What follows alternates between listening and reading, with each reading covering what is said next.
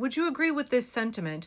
Trump is unwell and has the American nuclear codes when we'd be hesitant to give him car keys if he was anybody but the President of the United States. He is weak and failing, but talks about masculinity and strength. So should we make him defend his cognitive and mental health? Should we make his advisors defend his cognitive and mental health, his physical state, his obvious and precipitous decline? He is increasingly incoherent and unhinged, and it's getting worse. Should we be demanding something here? This was one of the questions from today's Indivisible What's the Plan call, and I thought it was a really interesting thing to put forth. And Leah, who's one of the founders of Indivisible, had this to say in response. So I just want to say here, I frequently agree with Leah. I feel like she has a lot of really insightful, thoughtful things to say about whatever topic it is that we're covering in these calls. So I want to read her response here. It's a mix of what she said and then also the notes that I took and my thoughts that I was putting down while she was speaking. It's important to understand Trump's cognitive and physical decline as part of a broader story that we're trying to tell the American people. That story is about how Donald Trump is out of control, and he's making terrible decisions left and right. Making those terrible decisions because he's a fragile narcissist who wants to grift off the American people, who wants to destroy our democracy. He is doing all of the things that malignant narcissists typically do when they get control of a government.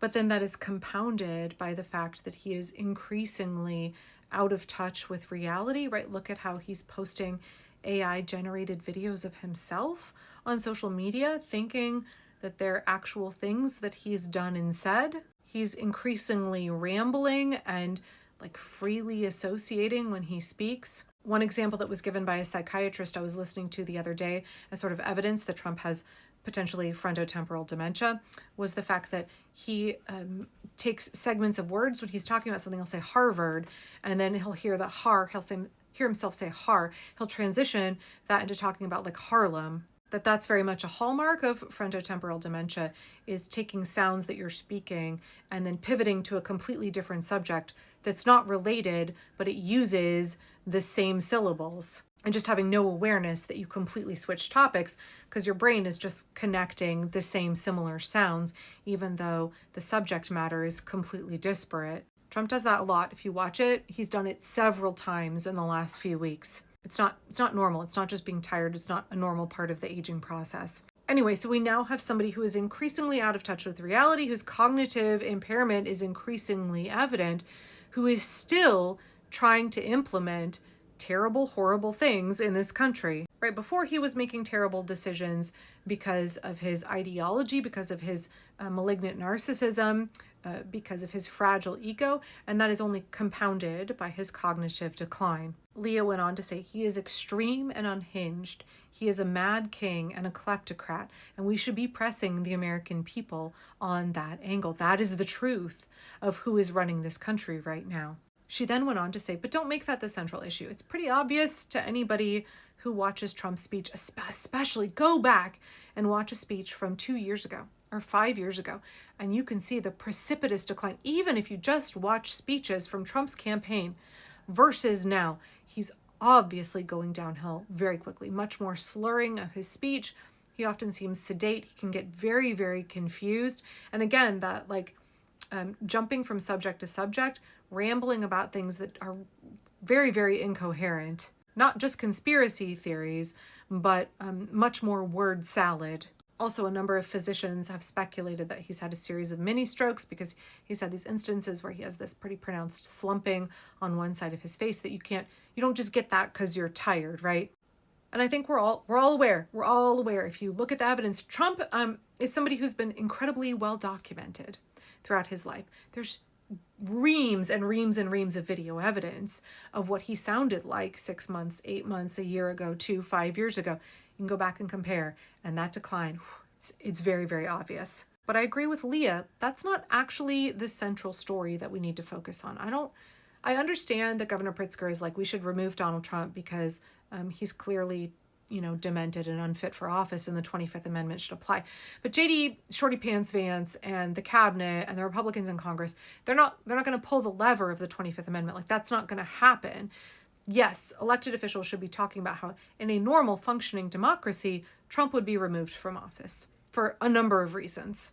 He is clearly unfit. He's clearly unfit for the position. He also should have been impeached multiple times by now. But Democrats in Congress are failing to do their duty. They are betraying their oath to the Constitution.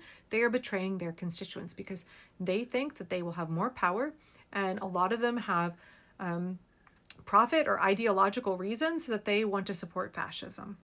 But the messaging I think that we are most strong on is not Trump's cognitive decline and not the fact that the 25th Amendment should be invoked, because it's not going to be, right? We can talk about how it should be. We can talk about how this is not normal. What is happening now is abnormal.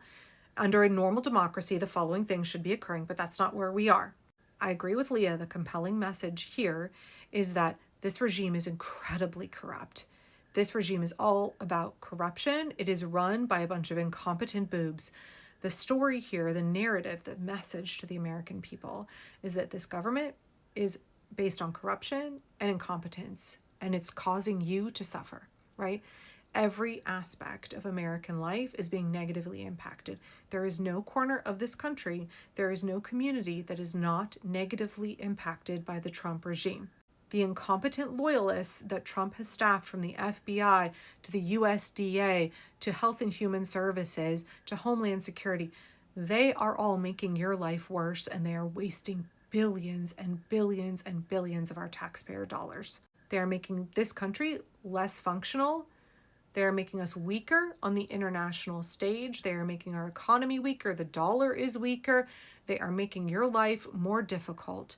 This is a regime that is marked by corruption and incompetence. This is a regime that is hurting you. They are wrecking everything that we care about in this country. Trump's cruelty and maliciousness hurts you. Trump's incompetence, his unhinged behavior, his cognitive decline, that hurts you because you have a man who is utterly incompetent and absolutely bent on grifting and retribution, who is in charge of the American government. And he is surrounded by a bunch of lackeys who are completely ill-qualified idiots who will do anything that he wants, to your detriment, to the detriment of your children, and to the future of this nation. The message here doesn't really have to be about Trump's dementia. Supposed dementia. The message here doesn't really have to be about Trump's cognitive impairment, how confused he is. Yeah, that's a nice little add-on.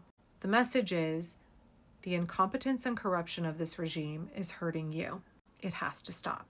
And then after you deliver that message, go ahead and invite them to No King's Day on October 18th.